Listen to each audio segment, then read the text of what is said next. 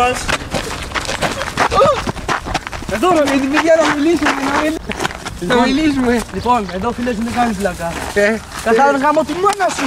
Την πουτάνα. Γιατί τι σου λέει ρε. Έχεις την πουτάνα. Όχι. Ψάξε φίλε μου εδώ και έχεις. Κάτσε και στην πατατάκια. Ναι, ξέρει.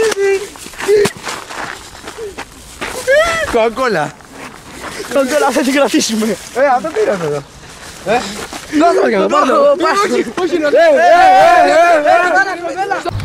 Άμα σας δώσω 2 ευρώ επί 5 χρόνια είναι 3.650. Λοιπόν, άκουσε καλά, ανώμαλε. Σας παρακαλώ. Δεν ξέρω τι είσαι. Θα σου πεις ένα Νίκο. Γιατί δεν λες έτσι ρε. Μίλα του ρε. Κανονικό παιδί με, σας παρακαλώ. Δεν λες ψωμάκα. Τα κανονικά παιδιά δεν τηρώνται έτσι ρε. Λοιπόν, φέτο ρε, το θέλω και αυτό. Τι μαμάς μου είναι. Θα φύγουμε, τρέχα. Τα 2 ευρώ. Τουλάχιστον δεν μου πήραν τα 2 μου ευρώ. Κάτι ξέχασα. Όχι.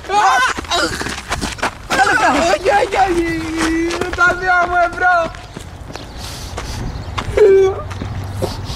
Είδα πως μόνο αυτές οι κάρτες μου μείνανε του Yu-Gi-Oh! Πρασέλα, έλα να πας. Άσε με ρε μάνα, δεν θέλω. Άσε με, μη με ρωτάς, δεν θέλω να φάω, δεν είμαι καλά. Άσε με. Πρέπει να δράσω. Θα πάρω τους φίλους μου τηλέφωνο να τους ειδοποιήσω.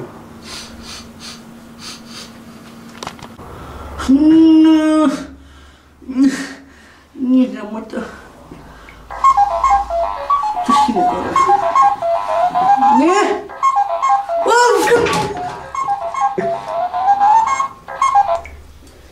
Ναι. Έλα Τόμας, ο Βρασίδας είμαι. Έλα Βρασίδα, τι έγινε. Τι κάνεις.